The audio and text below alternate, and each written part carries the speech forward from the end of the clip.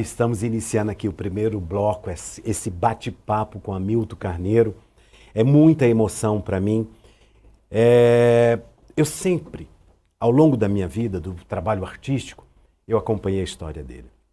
Sabe aquela pessoa que você admira, que você fala, poxa, que cara brilhante, como é que consegue ficar tanto tempo na televisão e fazendo um trabalho que é abrir espaço para os talentos, para o artista de Goiás. E ele está aqui hoje, já participei do programa dele, e ele está aqui no programa Horário Nobre com o Juquinha. Estou muito honrado com a sua presença, Hamilton. Pois é, fico muito feliz de estar aqui com você. A gente que tem aí uma trajetória próxima, né? Já estivemos juntos e nunca nos distanciamos, né? Claro, acompanhando o seu trabalho de muitos anos, né? Como ator, né? E fico feliz, muito feliz mesmo em estar aqui no seu programa hoje.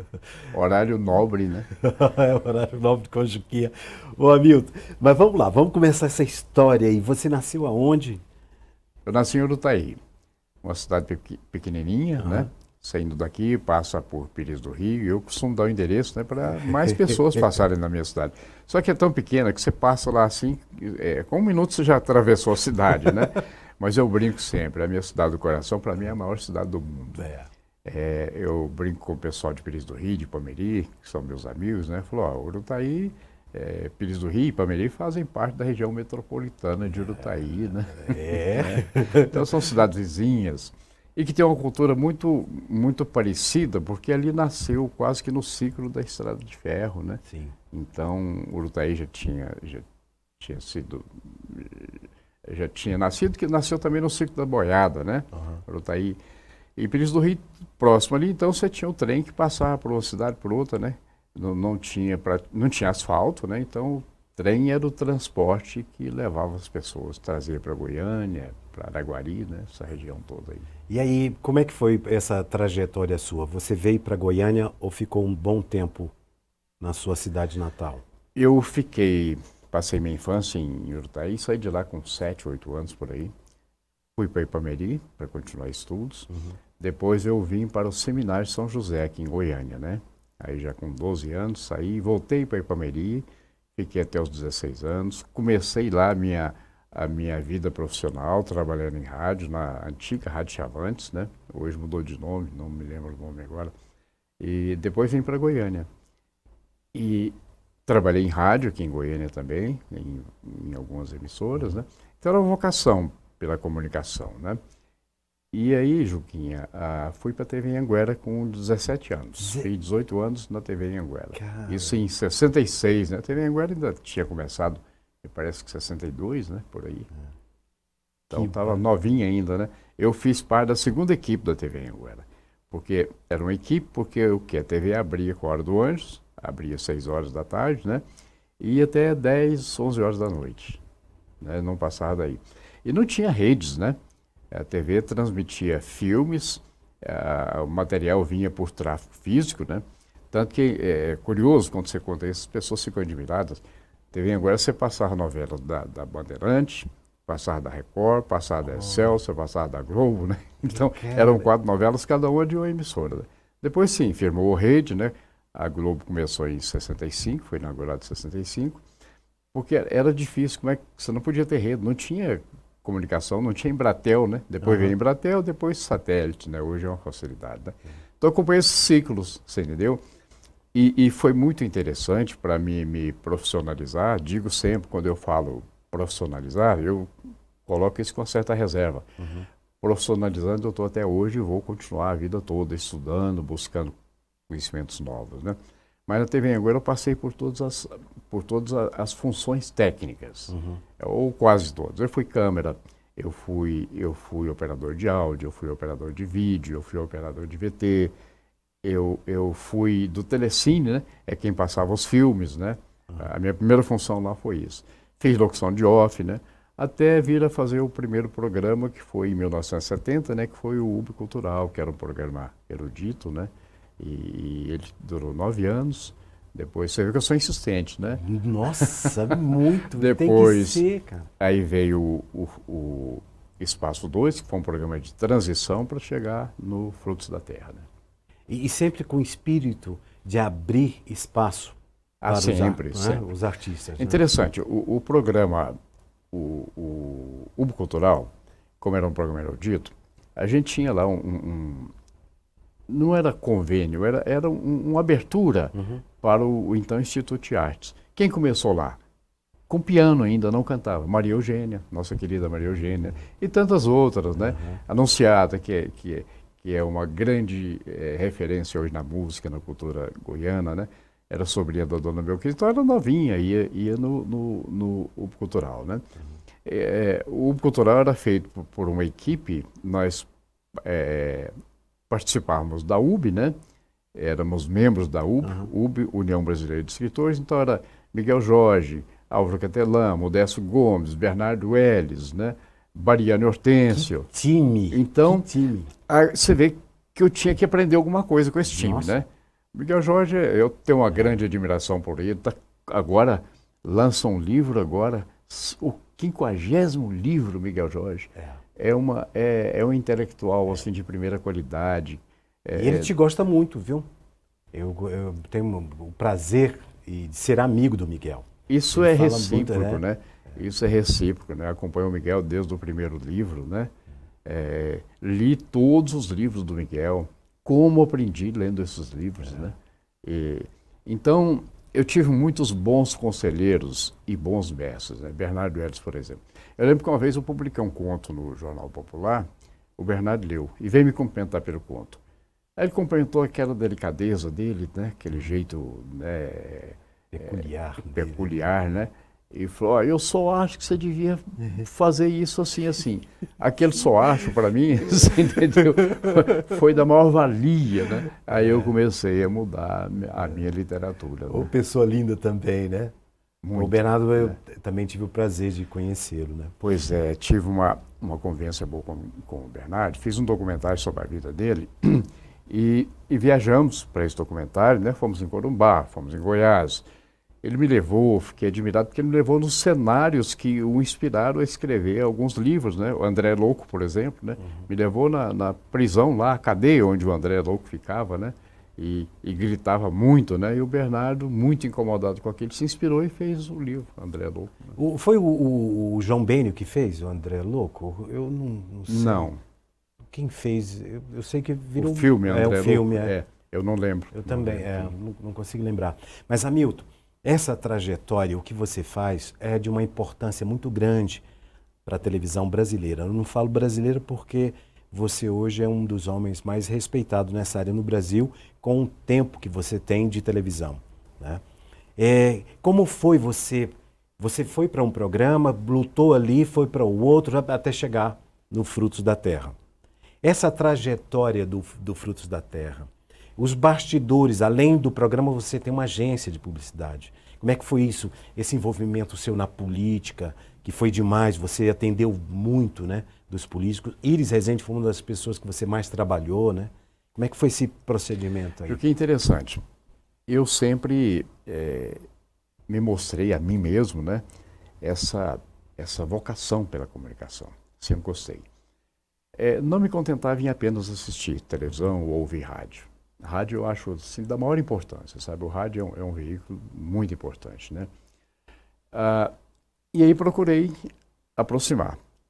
Trabalhei na Rádio Chavantes de Palmeiras, né, como observei, em 64, 63, 64, foi o ano que eu vim para Goiânia, né? Aqui trabalhei em algumas emissoras de rádio, logo fui para a televisão. Como eu te falei, percorri vários setores da televisão para ter um domínio sobre o veículo, né? Você conhecer o veículo. Então, quando você conhece a técnica, fica muito mais fácil. Que, por exemplo, eu tenho muito mais facilidade hoje de olhar para a câmera, porque eu fiquei atrás da câmera, né? Você também, com essa sua trajetória, né, na televisão, hoje você tem uma facilidade. Então, esse aprendizado é importante. Bom, eu sempre gostei também de política, né? Muito, muito. E curioso, literatura, você conduzir uma coisa junto com a outra, essas vocações juntas, né? Elas acabam criando assim um caminho, né? Por exemplo, o seminário me deu uma cultura interessante, me deu uma cultura erudita, né? O seminário eu fiz latim, eu fiz francês, né? Eu fiz grego no seminário, né? Naquele tempo, né? Então isso me ajudou muito e me despertou muito para a literatura. Mesmo na televisão, trabalhando na televisão, eu nunca deixei de escrever. Não só roteiros de programas, né, mas escrever a minha literatura. Só que eu nunca publiquei. Livro, estou com um em preparo agora, finalizando, né? E outros que virão mais, né? Mas eu fui esperando, deixei isso para um tempo. Bom, na televisão, Juquinha, curiosamente, os programas do TRE, os programas políticos, eram ao vivo. Era impressionante ao vivo. E eu era diretor de TV. E eu me lembro, não vou aqui citar nomes, eu estou com um livro, preparando um livro de memórias políticas, mas é claro que... Nossa, imagina esse livro, você pode ter certeza que ele vai ser muito bem-vindo e vai ser um sucesso. Que tem muitas revelações, eu sou muito cauteloso com isso. Eu tenho que ter essa preocupação ética, né? Porque, olha, não é fácil. Vou te contar uma história aqui. Tá. A gente saía da TV Anhanguera, só tinha 2 televisões aqui, TV Anhanguera e TV Rádio Clube, que é hoje a TV Goiânia, né? Acho que é remanescente, TV Rádio Clube. Muito bem. E a TV Rádio Clube era rival da TV Anhanguera. E a TV Anhanguera tinha uma condição técnica melhor, uma estrutura técnica muito melhor para gerar os programas. Mas a TV Rádio Clube não aceitava entrar em cadeia. Conseguir lá com o TRE uma liberação, então resultado, a TV... dava 5 minutos de tempo. As 2 eram na Avenida Goiás. A TV Anhanguera entre a 3 e a 2 e a TV Rádio Clube entre a 2 e a 1. Então, era impressionante, os políticos saíam de lá, acabavam de falar na TV Anhanguera, saía correndo, entendeu? E para chegar, e a gente ficava na TV Anhanguera monitorando, né? A gente ficava olhando o monitor. Ele chegava lá e penteando o cabelo e botando o paletó, ajeitando, cansado, entendeu? Para fazer o mesmo programa, com os mesmos roteiros, tirava aquele papel embolado do paletó, do bolso do paletó, e fazia os programas. Então, eu comecei a gostar do marketing eleitoral a partir daí, que não tinha forma ainda o marketing eleitoral, né? Não era profissional. O marketing eleitoral começou em 54 em Belo Horizonte, que foi assim, começou o marketing eleitoral no Brasil, né, profissionalmente, né, que foi com uma campanha para prefeito de Belo Horizonte. Aí sim que começou a dar corpo, né, pegar os seus princípios mais profissionais, né. Depois sim, evoluiu muito, né. O marketing eleitoral hoje é uma ciência, né, não é mais uma atividade comum, é uma ciência, né. E esse tempo todo, desde 82, sim, aí eu fiz a campanha do Íris, numa época que era Lei Falcão, era fotografia, entendeu? Você botava fotografia e o locutor falava, né? Muito difícil. Acompanhei o Íris no estado todo, ainda tinha o Tocantins, né? Que era Goiás, né? Acompanhamos muito e aí comecei a conhecer muito o Íris, né? Conhecer muito mesmo e ter uma proximidade grande, né? Virou família, uma coisa muito interessante, né? Até observando que agora no dia 22... o Sesc Senac, né, está lançando um vídeo, um documentário que eu fiz sobre a vida do Íris, né, dia 22 de dezembro, que é o aniversário dele, né, data do aniversário dele. Né. Sesc é parceiro nosso aqui, está com a gente, o Marcelo, o Leopoldo, Mandar são um pessoas abraço especiais. aí para o Marcelo, para o Leopoldo, né, eu fico feliz demais que você está lançando esse livro. Até mesmo porque... documentário, vídeo. Até mesmo porque você conhece muito, você acompanhou muito, né, essa história do Íris. Mas para você chegar a esse ponto, Hamilton, de ter essa relação com o Íris, de outros políticos, claro, que você também fazia campanha, como é que era essa história de fazer a campanha do majoritário e dos outros candidatos, né? Naquela época a lei era mais aberta, né? Não tinha tanto... Hoje tem muita coisa que envolve para ser candidato e tudo. Como é que era isso para você? Essa correria nos bastidores? Juquinha, é interessante. Época de campanha, eu mudava por 7. Eu dormia, tomava café, me alimentava ali, almoçava, jantava, assim, eu não tinha como sair, né? É interessante, às vezes você deita no sofá, vem um lance aqui, né? E você, nossa, levanta, já vai para o computador. Eu estou falando computador de uns anos para cá, é claro, mas era um Alex com 80, assim, eu fazendo textos ali, né? Então, tem uma ideia, né? E outra coisa, numa campanha política, isso não é segredo nenhum, quem faz marketing, sabe? Às vezes você observa muito mais o adversário do que o seu próprio candidato, né? Você tem que estar muito ligado, muito antenado, né? Os programas... Tem que ter uma agilidade muito grande, você tem que ter respostas, você tem que ter propostas, né? Tudo muito ágeis, né? para você conseguir ser vitorioso numa campanha, né? Nós fizemos, ô Juquinha, 39 campanhas majoritárias e tivemos a sorte de ter 32 vitoriosas. Olha, Né? É um índice interessante. não, é interessante, não, é impressionante. Eu acho que essa experiência sua é de uma importância muito grande para os políticos. Eu acho que o político, boa parte deles, tinha que parar e ouvir essa história sua. Né? O que você entendia da política, entende hoje da política, né?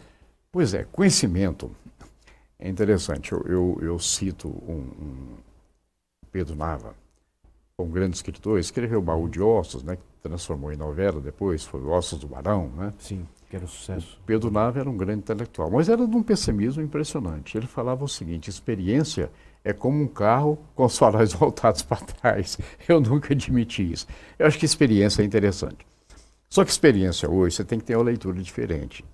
Hoje você aproveita essa experiência, esse trabalho, esse trato com a profissão, né, seja qualquer que seja, mas olha, todos os dias acrescentam na sua experiência.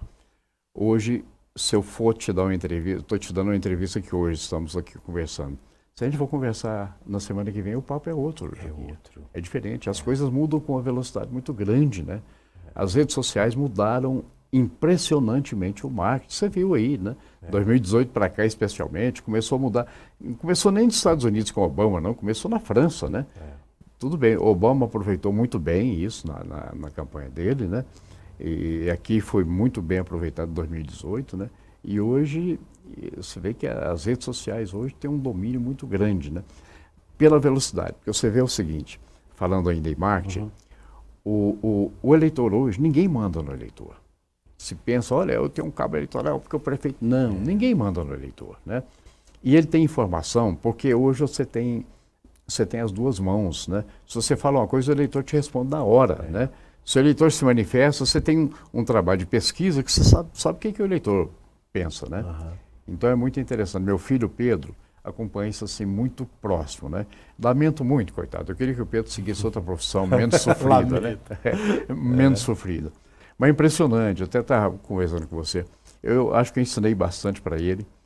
Ele aprendeu muito fora de mim, né? Porque estudou muito, né?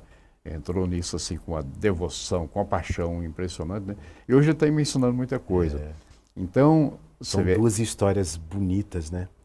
Um novo, um cara que vem de uma história brilhante, aí o seu filho, e ele te passa informação e você para ele é adquirir muito conhecimento, os dois ali, né? Muito. A história que você tem e esse momento que a gente está vivendo. Você sabe que a pessoa com quem eu mais discuto é com ele, né? É com ele. Discordâncias, concordâncias, né? Mas e me ensina muito, né? Eu passo uma experiência para ele, não essa que o Pedro Nava abominava, né? Mas a gente passa porque a vida te ensina, né? Muito. O tempo te ensina. E o tempo que cura o queijo, né? Você teve ali também uma relação muito bacana com o seu Jaime, né?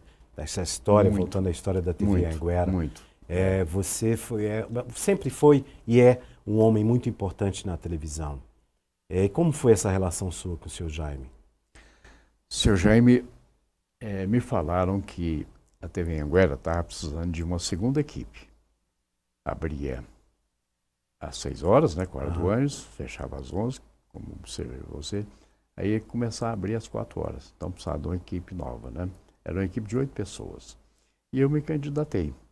Fui lá e o seu Jaime me recebia. Conversei com ele, me propus. Aí ele olhou para mim assim: menino, você tem carta de apresentação? Falei: não, eu não tenho aqui, mas eu posso pegar com o senhor. Quem que pode te apresentar?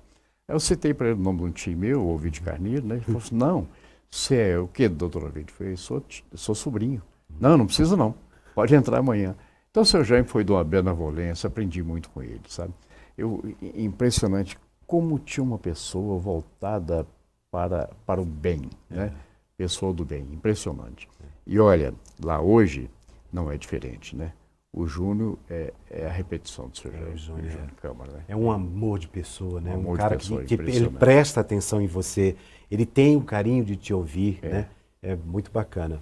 Hamilton, a gente está terminando esse primeiro bloco, é tanta coisa e tanta informação, tanta história, que eu fico até meio que perdidão aqui, cara, porque é muita coisa para contar. E a gente volta no próximo bloco contando mais história do Hamilton Carneiro. Não saia daí, já já a gente volta. Cara, é muita história.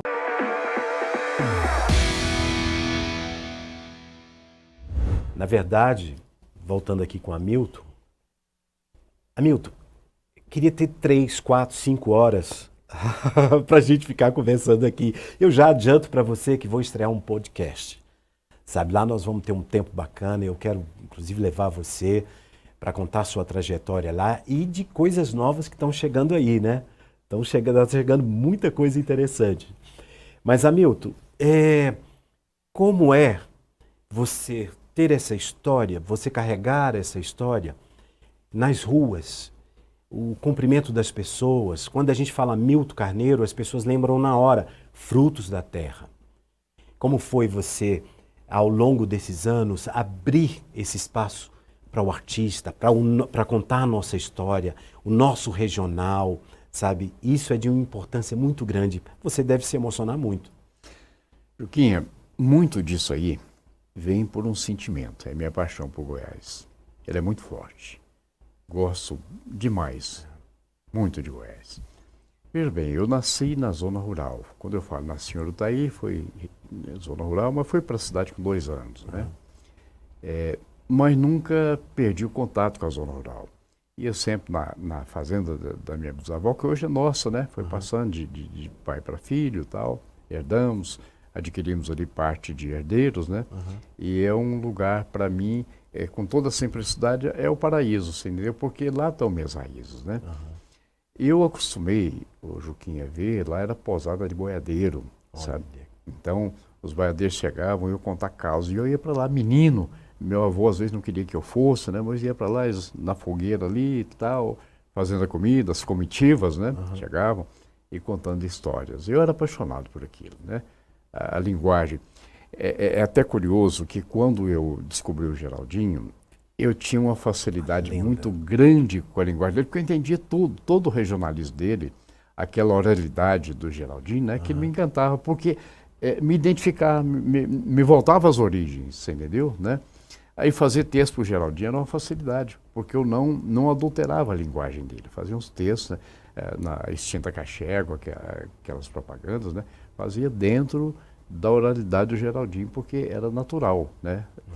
Então, esse sentimento pelas nossas riquezas rurais, pela música sertaneja, é claro que eu transito da música erudita à música caipira, né? Porque procurei aprender um pouquinho sobre cada coisa, né? Sobre cada gênero, né? E é interessante, Juquinha, se você for observar a música caipira hoje, a riqueza que ela tem, ela conta a história do Brasil. Se os antropólogos, sociólogos, historiadores se debruçarem sobre as letras das músicas caipiras, eles vão conhecer o Brasil, eles vão conhecer os costumes, né? A valentia, o tempo da valentia. Tem música, por exemplo, que eu rodava lá atrás, exibia, que hoje não pode mais, que os costumes mudaram, né? Mas você conhece pela música caipira culinária, lembra de Franguinho na Panela e outras mais, né? Você conhece como é que eram os namoros, né? A dificuldade que se tinha para conquistar uma moça e o pai bravo, né? O tempo da valentia, né? Que era aquele negócio, qualquer coisa matava, né? Então, casando fugido, né? Tem muitas outras. Então, é uma história do Brasil, da colonização para cá, de quando surgiu a música caipira. A música caipira surgiu ainda há muito tempo, né? Mas foi ali você teve várias influências, você teve influência dos cânticos africanos, teve influência das modinhas portuguesas, né? E por aí. Mas é uma história. Bom, então eu sou muito apaixonado por isso. Agora, por exemplo, e procurei dar apoio para todo mundo que precisava de apoio. A televisão foi para isso. Você sabe, pela primeira vez, quando eu propus para o seu Jaime Câmara fazer o Frutos da Terra, e comecei a falar para ele mais ou menos o que eu pensava, ele se encantou. Porque foi a primeira vez, Juquinha, que um programa em Goiás saiu do estúdio para ir buscar a manifestação lá no seu habitat. Por exemplo, eu lembro que tinha um programa do Coronel Hipopótamo, República Livre do Cerradão. Os catireiros vinham. Eu que dirigi o programa, cheguei a dirigir o programa, roteirizar para ele, eu percebi o seguinte, eles não estavam num local confortável. Era luzes, câmeras, você entendeu, né? Então eu comecei lá, aonde a manifestação acontecia. Eu estou falando da Catira, é um exemplo, né? Mas ia e sentia o tanto que ficava à vontade. Agora, era um segredo, não é nenhum segredo, mas uma sabedoria que você vai adquirindo com o tempo. É o seguinte, o apresentador, o entrevistador, nunca tem que ser, deve ser maior do que o entrevistado. Não. Eu ia lá conversar com essas pessoas e muita coisa eu sabia pela minha vivência rural, mas eu segurava aquilo para mim. Isso. Eu ia perguntando e deixava ele responder, aí ele ficava à vontade. Porque eu vejo muitos repórteres, por exemplo, né? Você vê isso muito em todas as emissoras. Programas, né? Já porque isso. Não, deixa ele te contar. Para ele não perder a naturalidade. Exato. Não fala que você sabe, não. Né? Então isso é um segredo interessante. É saber ouvir. Saber ouvir. Porque você né? Contar a história é a coisa mais bonita do mundo. Sabe? Eu acho isso lindo. Exatamente. E quando você interfere, você tira a naturalidade, do sujeito simples, né? lá do interior. Né? Verdade. Então isso me fascinava muito, essa interação com eles. E eu sentia um rendimento nessas entrevistas. Né? Até lembrando aqui, eu lembro que um sujeito uma vez, ele estava fazendo sedenho. Sabe o que é o sedenho? É uma corda que eles fazem para amarrar a vaca na hora de tirar leite, e tem outras utilidades também. Certo. É da crina do cavalo. Vai trançando aquilo ali, é o fio, né? Vai trançando aquilo ali e faz o sedenho. E fica Então, forte pra caramba aqui. Forte pra caramba. E aí o sujeito que estava me dando a entrevista, fazendo o sedenho, né? Tem que você chama de cambito, né? Que torce uma pessoa de um lado e outra do outro, e uma torce para um lado e outra para o outro, né? E aquilo é o seguinte, às vezes enrola, né? E eu lembro que é o seguinte, ele chegou e tinha um cocô de vaca, era no curral, e sujou no cocô. Aí ele falou assim, ixi, sujou na bosta de vaca, não tem problema não, eu falei, nenhum. Quando eu cheguei na televisão, o pessoal queria cortar na hora da edição. Não, eu falei, gente, isso é naturalidade, é a oralidade dele, não tem palavrão nisso não, né? Eu me lembro de um sujeito que eu entrevistei, que era dono de um engenho de cana. Engenho simples, tá? Ele fazia lá o melado, rapadura, tirava garapa para o pessoal tomar. Eu sabia tudo disso, ou quase tudo, né, Juquinha? Sempre você tem alguma coisa para aprender. Eu participei disso na infância. E aí, seu Julião. E seu Julião começou a me contar, e eu sempre perguntando para ele, seu Julião, ele me falando, você tem que levantar às 4 horas para buscar os bois, né? Porque você corta a cana um dia antes para tomar o sereno ali, bota no pé do engenho, e tem que buscar os bois cedo para começar, porque quando o sol está quente já é difícil, os bois vão perdendo a energia ali, o sol, né? Ele me contando tudo, eu sabia, mas sempre perguntando, mas e isso, seu Julião? E eu achei muito bom, porque ele confirmou tudo aquilo que eu sabia, e muito mais do que eu sabia, você entendeu? E você sempre teve, eu participei algumas vezes do programa, como convidado, e você sempre deu essa oportunidade para a gente mostrar o nosso talento, o nosso trabalho, né? Eu lembro uma coisa que pegou muito do programa foi a música. Periquito tá roendo coco, né? E vários artistas fizeram a interpretação. João Caetano, Maria Eugênia, Pádua, né? Quais os outros? O Genésio Pirilo, né? Sendo que ele foi o primeiro que gravou. Foram gravados por 8 artistas diferentes, né? E ali, Juquinha, é o meu lado ambiental. Sim. Eu acho que, porque com o desaparecimento do cerrado, você vê um bioma da maior importância e está desaparecendo, né? As lavouras estão avançando, as pastagens avançando, e sendo que hoje você tem tecnologias que podem promover esse equilíbrio. Você pode ter a produção sustentável, né? Mas é o seguinte, muita gente já não sabia o que era gabiroba, né? Confunde guariroba com gabiroba. Eu coloquei bem na música para ficar bem didático, né? Mangaba, mamacadela. Ali tem até uma literação, aí foi meu lado literário, né? Mangaba, Jatubá, Bacupari, né? Essa literação. E então foi interessante, porque as escolas tomaram gosto pela música. Tem muitas coreografias. Hoje Então, hoje é o quê? É um catálogo das nossas principais frutas do Cerrado, né? Até uma brincadeira aqui, muita gente pergunta, olha, mas não tem cagaita? Eu falei, não, cagaita é um nome feio, não vamos botar na música. Não. É a Eugênia Desintericus, né? E né, com essa história, você abriu espaço para o artista, Sim, os convidados. sim. Você ia lá na fazenda, conversava, todo esse jeito seu de contar a história, mas você também levou para o estúdio e depois, até hoje mesmo, você grava com os artistas em algum espaço aberto. Né? Você criou isso também para valorizar o cantor, Isso. o nosso cantor. Memorial do Cerrado, por exemplo, a gente grava. O programa está parado, estou fazendo algumas reformulações, né, para voltar. Memorial do Cerrado. Ali é um espaço aberto, ali é um retrato do Goiás colonial, né, que é uma arquitetura impressionante, que o Altair Salles implantou ali, né, nosso querido Altair Salles. Então eu gravo sempre lá. E as externas, né, que é fazenda, uma fazenda aqui, outra ali, né, e até em praças mesmo, né. Você tem que ir onde o povo está, ou trazer o povo onde ele não está, né? Trazer para onde você quer que ele esteja para ele assistir esses trabalhos, né? Então, por exemplo, as manifestações do nosso folclore, por exemplo, cavalhadas. Você não traz cavalhadas para um cenário, você vai lá onde ela está acontecendo. E a questão dos artistas foi interessante.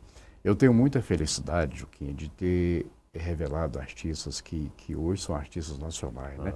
Bruno Marrone, João Neto Federico, Cristiano Araújo, Cristiano de saudosa memória, né? Começou lá com 13 anos, entendeu? Depois mandamos lá para o Faustão, né? Ele era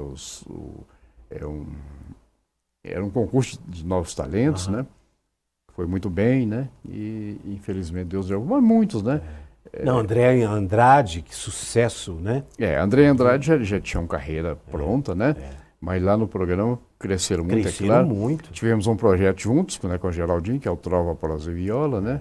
Esse é o Geraldinho. Como é que você descobriu o Geraldinho? No início do Frutos da Terra, eu estava já com essa vontade de fazer externas, né, de ir onde a coisa estava acontecendo. Eu fui pousar numa fazenda, aí lá no município de Bela Vista. Ele falou, ó, tem um sujeito aqui, um caipira aqui, que ele é engraçado. Você quer conhecer? Ele falou, quero. Eu sempre gostei de conhecer tipos humanos, né? Tipos diferentes, né? Aí ele falou, mas você tem que conversar com ele 8 horas da manhã. Por quê? Eu falei, não, eu levanto cedo. Por quê? Eu falei, não, porque 9 horas já está bêbado. Aí buscaram o Geraldinho. Ele veio. Eu fui lá, ele estava lá cortando fumo para fazer um cigarro de palha. Pito. Né? Um pito. Quando eu dei bom dia para ele, aquele bom dia dele já me impressionou. Bom dia, né? E ele já falava rindo, né? O tempo todo. O primeiro caso que ele me conta foi o da bicicleta, Juquinha. Nossa, essa história. Mas foi um caso que durava 20 minutos. Aí eu tive que, com muito cuidado, né, reduzir os casos, preservando a oralidade dele, entendeu? Sem tirar nada, sem alterar, né? Mas reduzir, porque para televisão você não tinha como. Mas depois você foi para o palco com ele. Pois você fez vários shows, viajou aí. Aí eu Trova, Prosa e Viola, né? Viajamos, fomos várias partes do Brasil. Sucesso demais. Era lotado. E então, aí veio a propaganda da Cachego. Curiosamente, quando eu apresentei um texto para Cachego, eu fui lá e gravei por minha conta e risco. Gravei com ele. Que era uma vez por ano. Era sempre sobre o que estava acontecendo no Brasil. Foi por ocasião da Nova República, né? Tancredo chegando, né? Colégio Eleitoral, que elegeu Tancredo, né? E aí ele entrava, eu não lembro bem o texto, mas era mais ou menos o seguinte, esse ano que vem chegando aí, tomara que chegue mais manso aqui para nós. Que era esse ano? Era esse homem, esse novo presidente, né? Não pode vir com muita trovoada, né? Porque tinha ali, você estava saindo de uma ditadura militar, uma coisa meio complicada, né? Então o texto era tudo em cima da metáfora, né? Mas curiosamente o Geraldinho não falava o nome Cachego, era ilegítimo. Eu, com a consciência de publicitário, não podia falar já, porque a Cachego... Não. Ele não era cliente da Cachego, ele era analfabeto, ele não tinha dinheiro em banco, né? Depois que ele começou a ganhar uns cobrinhos mais faturentos, né? Que aí começou a abrir conta em banco, né? A filha dele que cuidava para ele. Depois, o segundo já foi sobre a Constituição. ele falava das leis. Depois teve a separação de Goiás e Tocantins. Então, cada ano, era só fim de ano, né? Hamilton, isso é uma sabedoria sua incrível. Você conseguiu, do jeito dele, o formatinho, ali, o jeitinho dele falar, e você fez essa história belíssima, né? Interessante, eu ainda voltando a Cachego, era um banco. Ele precisava de ter um recall dessa propaganda, né? A única coisa que eu fiz, mas aí dentro do universo psicológico do consumidor de Cachego, quer dizer, o cliente, né? Eu coloquei no final, né? Uns cobrinhos mais faturentos também é bom, que é para gente não ficar esbarrando a precisão. Mas não falava Cachego. No fim, era até o Cid Moreira, a voz do Cid Moreira que está, né? Cachego. Pode depositar confiança. Interessante, quando a Cachego quebrou, o Geraldinho falou assim, pô, rapaz, eu não confio em nenhum banco mais, nem nesses bancos de madeira eu não sento mais. Hamilton, agora a gente está com um projeto aí, quer dizer, a gente está aguardando, vai sair um livro, né? Não um livro, mas 2 ou 3 livros aí, tem um infantil que você está preparando, podemos falar sobre isso? Podemos. E esse livro que o Miguel Jorge, que é escritor maravilhoso, vai fazer o prefácio desse livro seu. Que momento, hein? Você sabe que eu fiquei com a preocupação de levar. É um livro de poemas. Fiquei com uma preocupação enorme de levar para o Miguel, porque o Miguel é um grande crítico. Falou, olha, mas eu tenho que ir no grande crítico. Isso. Porque se tiver alguma coisa... E dei toda a liberdade para o Miguel. Miguel, você pode prefaciar ou não. Você pode excluir o poema que você quiser. Você pode me pedir para modificar esse ou aquele, né? Um medo, porque o Miguel eu conheço há muitos anos, temos intimidade, somos amigos, né? Mas eu tenho um respeito muito grande pelo Miguel. E isso está me colocando numa distância, porque eu falei, eu estou estreando, faço literatura há muito tempo, mas estou estreando em livro, né? É o primeiro, né? E eu tive assim, uma satisfação muito grande, o Miguel me chamou para fazer uma entrevista, né? Já me disse de princípio que gostou. Se não gostasse, o Miguel é extremamente franco, eu ia puxar a orelha, né? Bom, então, é esse livro de poemas que tem o título Nós do Tempo. Nós, né? Sim. Nós do Tempo. Já estou preparando um outro, que é um livro que eu tenho uma paixão muito grande pelo tema, que é o meio ambiente, né? E chama Liz, a Menina do Cerrado. É um título provisório, que vai mostrar o Cerrado, a importância do Cerrado, o bioma, né? A importância do Cerrado para preservar o nosso meio ambiente de uma maneira geral, as frutas do Cerrado, os animais do Cerrado, a fauna, a avifauna, né? Então passa por tudo isso, os hábitos da avifauna noturna, por exemplo, os animais noturnos, né? de hábito noturno, o tamanduá-bandeira, o tamanduá-mirim, por aí o curiango, o tal. Então são personagens que entram no livro, você entendeu? Tem um personagem, já posso adiantar aqui, o Carvãozinho, que é o resultado do quê? Da queima do Cerrado. Carvãozinho é o galho de uma árvore que não sobreviveu, carbonizou, né? Mas é o seguinte, você dá vida a esse personagem e ele acompanha, entendeu? Acompanha e aí mostra a sabedoria. Por exemplo, o Urutau, né? O Urutau é o personagem intelectual do Cerrado. E por aí vai, né? Muito legal. A pretensão é isso, é fazer um livro bem didático, né, para as crianças, né? Esse projeto do livro infantil para o ano que vem, que o Miguel está fazendo prefácio também para esse início de ano que vem agora. Você sabe que é a sugestão até do Miguel, né? Eu pensei em lançar agora em novembro, o Miguel falou, em dezembro, né? Dezembro a cidade, as pessoas estão voltadas para outras coisas, festa de Natal, tal, né? E aí, janeiro, fevereiro, férias, né? Então, pretendo lançar em março, né? Estou planejando esse lançamento para março, que todo mundo já está na cidade, né? Já voltaram de férias, né? Já fica aberto, quando mais próximo do lançamento, você vem aqui para a gente já mostrar o livro, falar dele, né? A gente fazer um trabalho bem bacana, né? Hamilton, parabéns, cara, eu estou encantado com tudo isso, a sua história é uma história fascinante. Confesso que na minha carreira, essa coisa é desafio ser um apresentador, de bater um papo, sabe? Eu sempre observo as pessoas que eu admiro, assim, você é uma delas, eu tenho um respeito muito grande. E vem a parte de publicidade. A gente já está até terminando esse último bloco da sua participação, a gente volta daqui a pouco, né? Mas a gente está chegando no final. Rapidinho, assim, Hoje, o que você acha dessa mudança da publicidade? Daquele comercial que a gente fazia, chegava a gravar, começava ali 8 horas da manhã e levava um dia inteiro. Hoje as coisas estão muito mais rápidas. Vou resumir, Juguinho. Eu me voltei para a publicidade. Quando fui para a TV Globo, aos domingos, que tinha folga, eu fazia direção de externas, né? Era Irmãos Coragem e São Luís Exportação. Aos domingos tinha folga, eu ia para o estúdio, porque tinha um estúdio, antes da Globotech, que gravava publicidade no estúdio da Globo. E comecei a me apaixonar. Vim um tempo depois, montei a agência e comecei. Era uma publicidade diferente, né? Ainda com ferramentas muito ainda antigas, né? E hoje a coisa mudou totalmente, né? Eu estava te falando do meu filho, né, o Pedro. O Pedro hoje está à frente da agência, daí o meu tempo agora para literatura, né? Estou tendo mais tempo.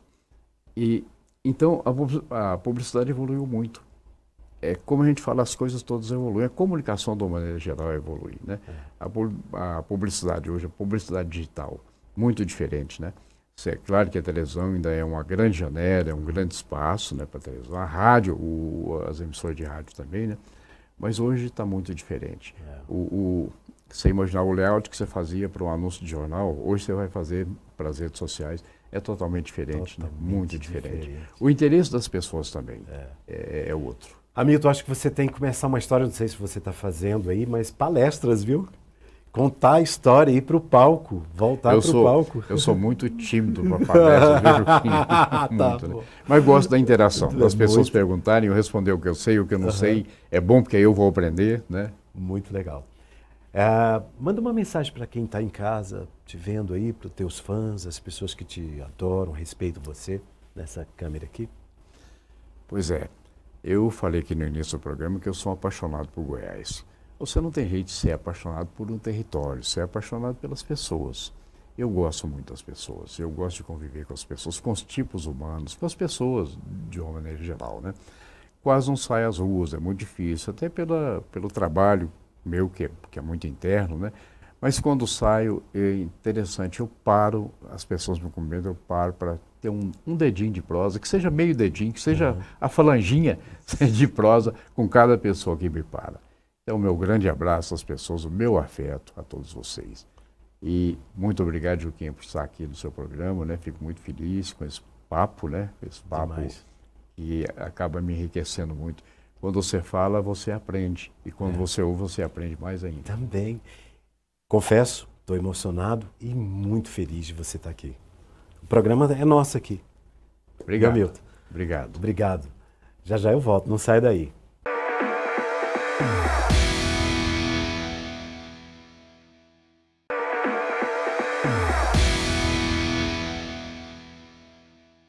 Estamos de volta com o quadro Horário da Lei com o Dr. Luiz Fernando. Boa noite, Juquinha. Boa noite, telespectadores. É sempre um prazer estar aqui no seu programa. Boa noite, Dr. Luiz. Qual é o assunto de hoje? Hoje, Juquinha, vamos falar um pouquinho sobre as fake news, aproveitando aí que passamos por esse momento de eleições. Vamos tratar sobre esse tema que dominou parte dos debates, principalmente porque nós tivemos a divulgação de informações falsas de ambas as candidaturas, de ambas os partidos que se sagraram vencedores. E é importante destacar que o problema da fake news é que, além dela causar um prejuízo em relação à definição dos eleitores, porque eles não têm acesso às informações corretas, às informações adequadas, também é crime. Essa fake news são informações que são construídas como se fossem verdades. E elas são padronizadas. Normalmente tem um padrão ali. Tem algumas fake news que são mais difíceis de serem descobertas. Porém, em geral, é apresentado uma pessoa que não se identifica, é uma mensagem apócrifa. Essa pessoa, ela se coloca ali, às vezes, como um falso especialista, porém ela não diz a profissão dela, ela não diz quem ela é ou mesmo de onde ela é. E aí ela inicia, fiquei sabendo, recebi essa informação privilegiada, em breve ela vai chegar para vocês.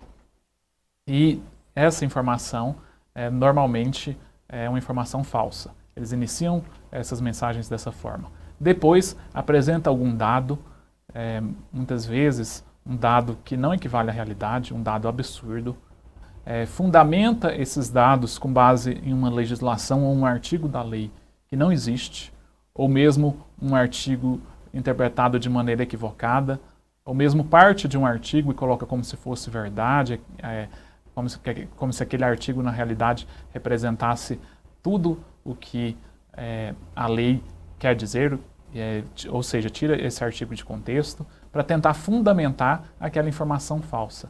E no geral, são repassados por meio das redes sociais, principalmente o WhatsApp, Telegram, às vezes pelo Instagram, mesmo Facebook, então todas as ferramentas de comunicação social. E essas informações, elas chegam e são repassadas para os eleitores de maneira muito ágil.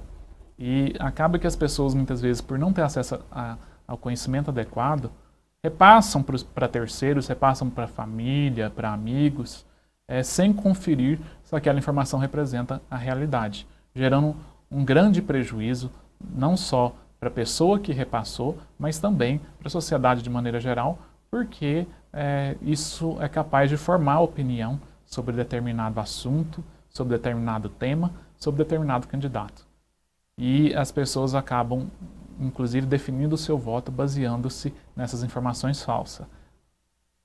Ressalto também que as fake news elas podem ultrapassar o ambiente da política. Ela pode acontecer, por exemplo, em relações familiares. Às vezes são criadas fake news de relacionamentos extraconjugais, enfim, para desestabilizar, para causar um prejuízo num casamento. Também pode acontecer fake news em relação a celebridades, personalidades, o que é bastante comum, no sentido de gerar uma notícia que cause repercussão, porque as pessoas naturalmente têm interesse em saber informações sobre pessoas públicas. E aí, quando são criadas fake news, notícias polêmicas, essas informações acabam ganhando grande relevância e gerando grande repercussão. O que acontece é que a fake news, além de gerar esse problema, eu ressalto, é crime. Você não pode divulgar fake news, informações falsas, porque isso é crime e gera consequências, seja no âmbito civil, com ações de indenização, seja no âmbito penal, com ações de reparação de danos morais, já que nós temos lá os crimes contra a honra, calúnia, injúria, difamação, e no âmbito eleitoral também é crime eleitoral. Fantástico. Muito esclarecedor, doutor Luiz. Esse negócio de fake news, para mim, sabe qual é a palavra que eu uso? É triste. É demais. Valeu, até domingo que vem. Até domingo que vem, meu amigo. E você não sai daí, já já eu volto.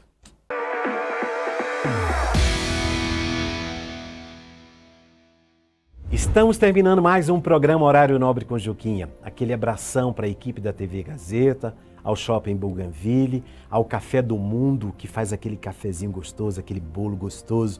Você chega ali e pede um chai. Gente, tem um chai que faz sucesso. Jéssica, Cário, aquele abraço ao Sesc, que está fazendo um trabalho não só no social, mas no profissional, sabe? Aquela dedicação ao nosso querido Leopoldo e toda a sua equipe. Um grande abraço para vocês. E a VR, que veste o Juquinha. Olha só esse blazer, essa camisa. Luciana, Alexandre, aquele abraço. E até domingo que vem. Te aguardo.